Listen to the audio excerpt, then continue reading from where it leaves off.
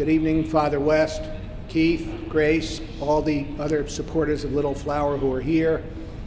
I have to tell you that nobody could have been more surprised when Grace called me last December to ask me if I had received her letter a couple of weeks earlier, and I pretended that I did because this was around Christmas time. My clients are all nonprofits. They all send me letters trying to raise money, and I usually put them aside and look at them later, and I thought, well, this is, it's important, but I don't have to open the letter right away. And you can imagine how embarrassed I was when Grace said this wasn't that kind of letter. This was to invite me to be the honoree.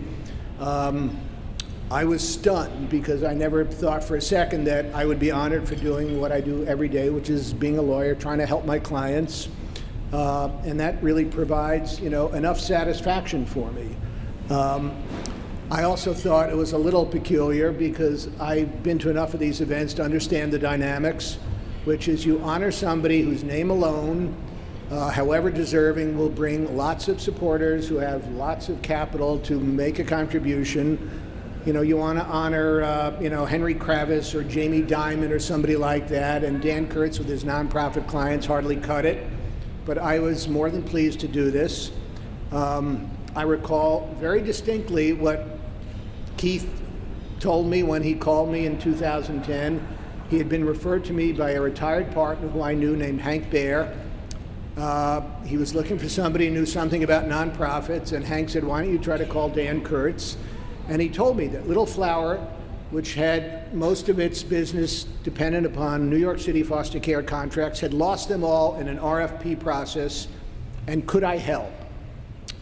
I remember exactly what I told him. This is a quote. I told him it was, quote, an uphill battle on a very steep hill to challenge any government action, much less the award of city contracts. Judges do not like to take the position that they know better than some administrative agency who should get a contract award. And the only way to do that is to begin what's called an Article 78 proceeding and sue the city.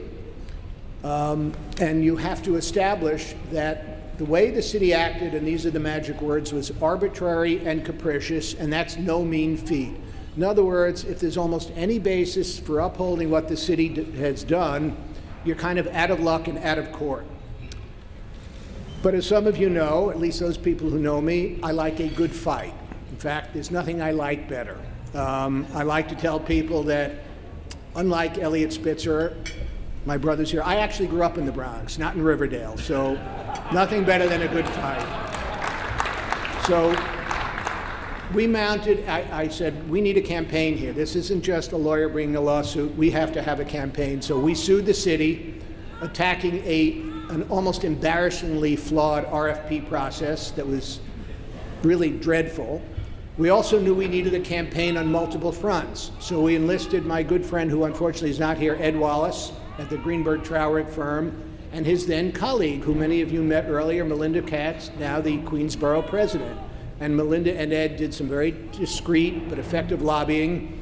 And we asked Colleen Roach, who I think was invited but didn't show, unfortunately. Colleen was Rudy Giuliani's press secretary. I worked with her a lot, and she did some great public relations and media relations for us. And so we had a real war going on here. Meanwhile, the city, of course, never, like most governments, they never make mistakes, they never admit it, but somehow they discovered there was a mistake in the scoring of the responses to the RFP. So they did a do-over, and they rescored it, and guess what? Little Flower got all of its contracts back.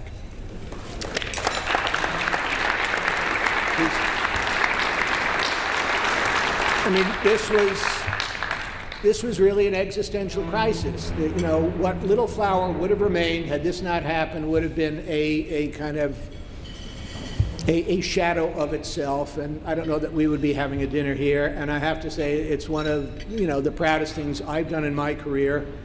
But you have to understand, these are team efforts. Nobody does this alone. The backbone of the team was Grace and her terrific staff.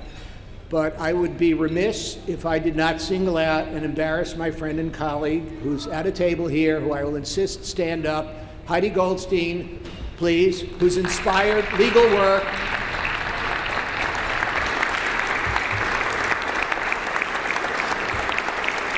was really critical to the success. I remember looking at the bills, and we've talked about this, every month I would send an outrageous bill, unfortunately, and I would see the disbursements, and I'd see the car service to Chappaqua at 2:30 in the morning, at 12:15. Heidi would be there night after night, and as Grace said, emailing her at 4 in the morning. And that's the way good lawyers work. They work as a team. I have to say what I'm most proud of is that Little Flower, which is a wonderful agency, can continue its splendid history of helping children and families that it has done so selflessly for the better part of a century. Thank you all. I'll long remember this honor. Have a great evening. Thank you.